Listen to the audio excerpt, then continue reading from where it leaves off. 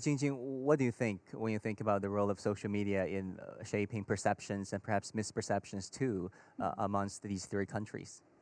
You know what? I think social networks are making us closer than ever, but also distant than ever, from each other than ever. Because it brings us together. We can make friends just through the social networks. I made a lot of friends from different continents just by exercising social networks. So it's great. But then the negative side of the internet is it really amplifies the very marginalized, extreme ideas, and because of you are covered by anonymity. And then people just try, we call it like the keyboard warriors. Yeah. You start to bully people for no reason, and that becomes even bigger issue when you're facing people from another country, especially when you had a very bad political history. But then I also want to point out, because sometimes when people show another side of themselves on the internet, and even someone with express very extreme ideas, views on Twitter, for example. Twitter, we call it like one of the worst places on the internet. But then in real life, this person probably is a very nice person.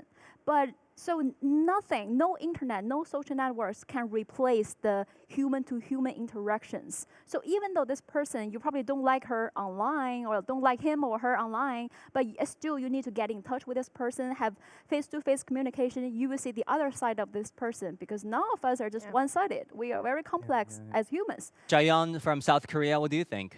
With regards to, for example, our topic of these three countries, China, Korea, and Japan, in the Korean social media, I see a lot of articles on China and Japan rather than, let's say, like a European country or some other countries in different regions, because obviously we are geographically adjacent. We share a lot of culture.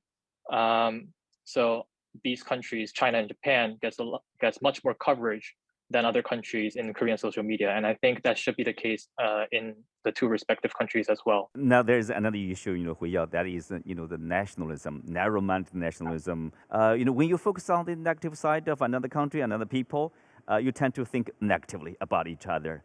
How to deal with that?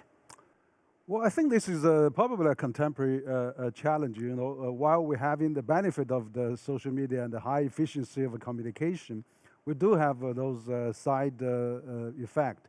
So what I think is now, maybe all the countries have realized now we probably have to do a bit more regulating. Maybe we should really fight the fake news circulating on social media. Internationally, all the government has realized that and is starting to do that gradually. But I do think social media is a positive forces if we really use it well, and also of course we can really raise efficiency, really increase our communication.